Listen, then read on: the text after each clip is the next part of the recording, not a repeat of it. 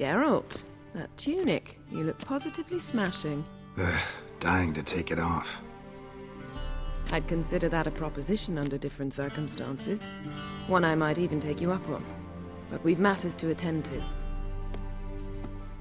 Now do you understand why I'm at Ymir's court? Uh-huh. And seems we're in the same boat now. Ciri, she's really back? No chance he's mistaken? Look, that's more or less what she looks like now. Or so our agents claim. Our little witch has grown into a young lady.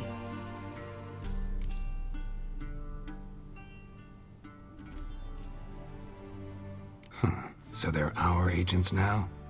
My, you've clearly settled in quick. Geralt, don't twist my words. I know who Ymir is. He started this war and its bloodshed.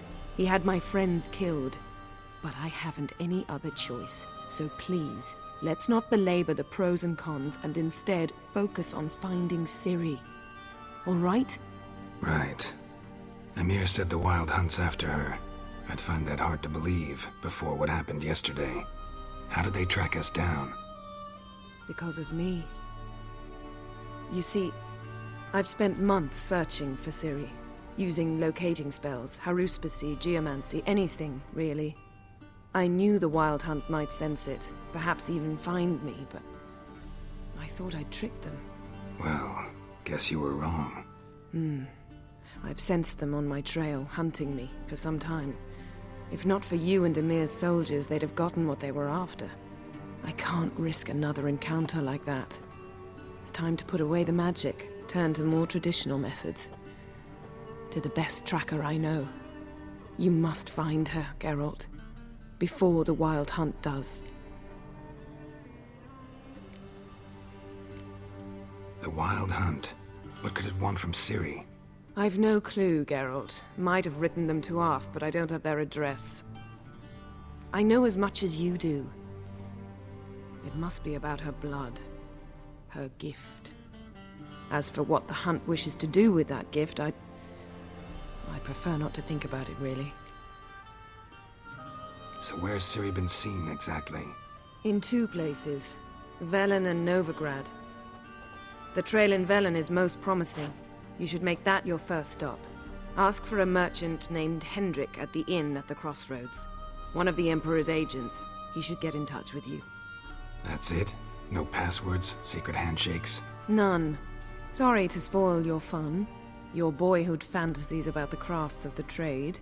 All we have in Novigrad are unconformed reports, rumors. But there you will have the help of our mutual acquaintance. Triss Merigold. Apparently she's got a cozy flat on the main square. Sure she'll be delighted to see me. What about you? What will you do? I shall sail for Skellige. There was a magic explosion there recently, blew half a forest down. I believe this had something to do with Ciri. I'll be in Caer Trolde. Join me there once you've learned something. One thing before we go. Why didn't you contact me? Didn't need me? Didn't even want to see me? I didn't want to spoil things. I'd heard you and Triss made a great couple. Yen, I'd lost my memory. Really? That's your excuse? Let's drop it, all right? It's not what you think, or it helped me understand how much I love you. I don't wish to hear it. Any of it.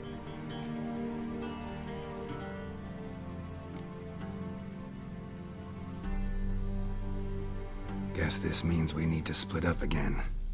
Not my preference, but I understand. Clock's ticking. It is indeed. So why don't I teleport you to Velen, get you there at once? Not gonna happen. I'll go on horseback, as soon as I can get changed. Have it your way? Oh, and you really look quite dashing in black velvet. Think so? Maybe I can have some of my armor lined with it. Good luck, Yen. Same to you. And if you wish to learn what's happened in the world while you and Vesemir roamed the wilderness, talk to Ambassador Varatra. That's him over there.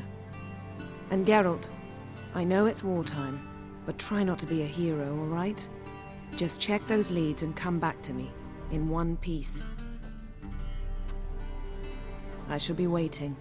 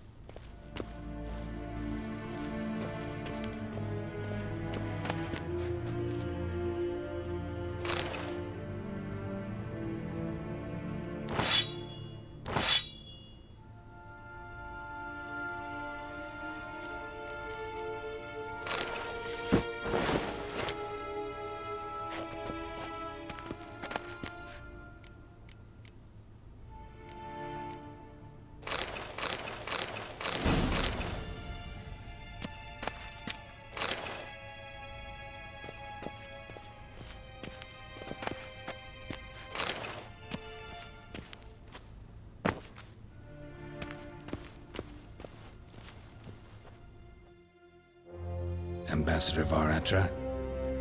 Yennefer suggested I ask you about current events, the war and so on. Of course. The Emperor's servants should keep no secrets from each other. If you will, let us approach the map.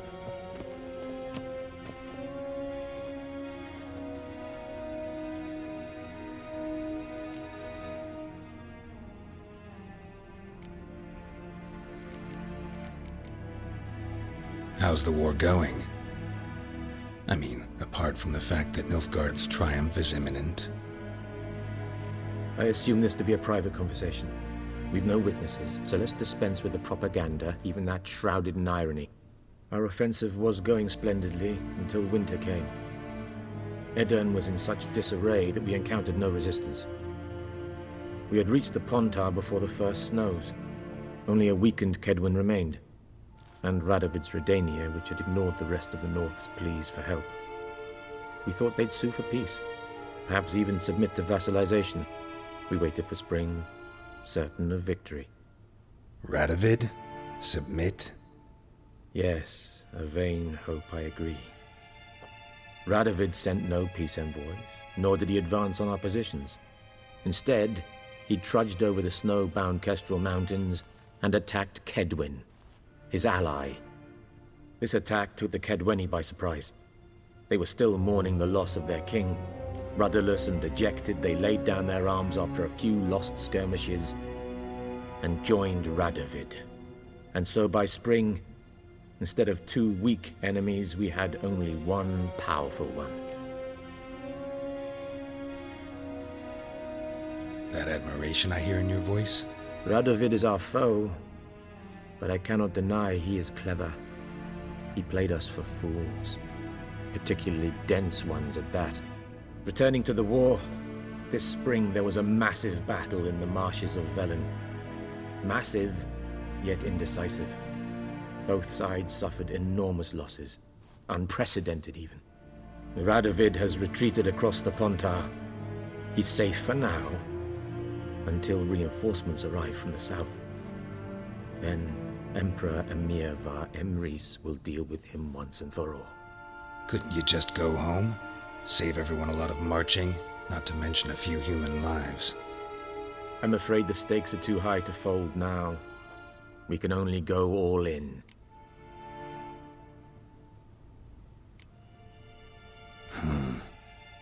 How do things look in Velen?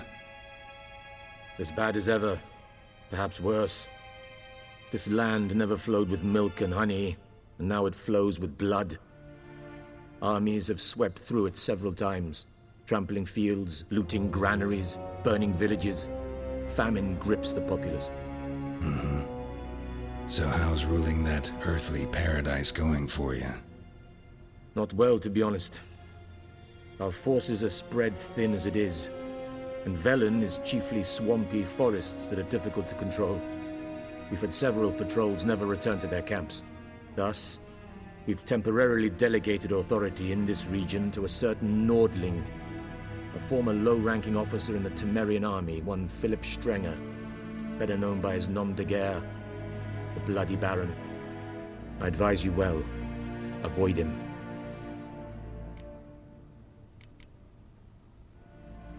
news from Novigrad?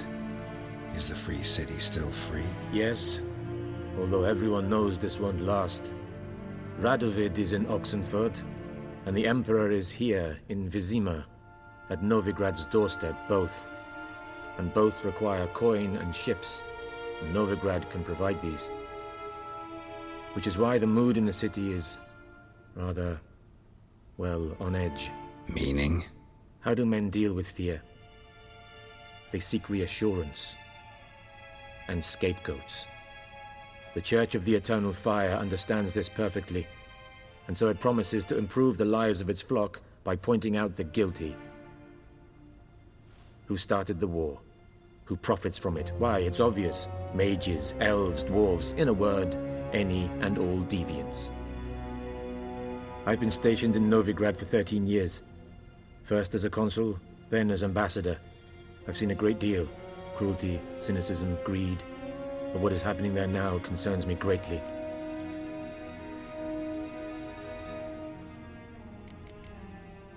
What's new in Skellige?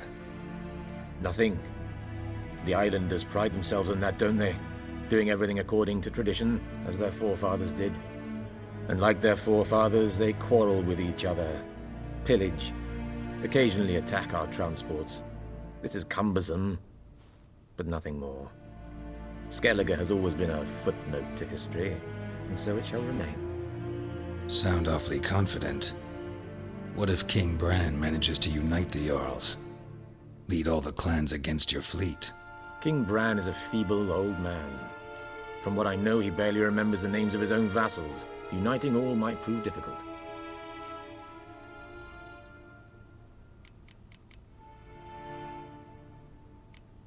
Thanks for your help. Think nothing of it. May the great sun light your path.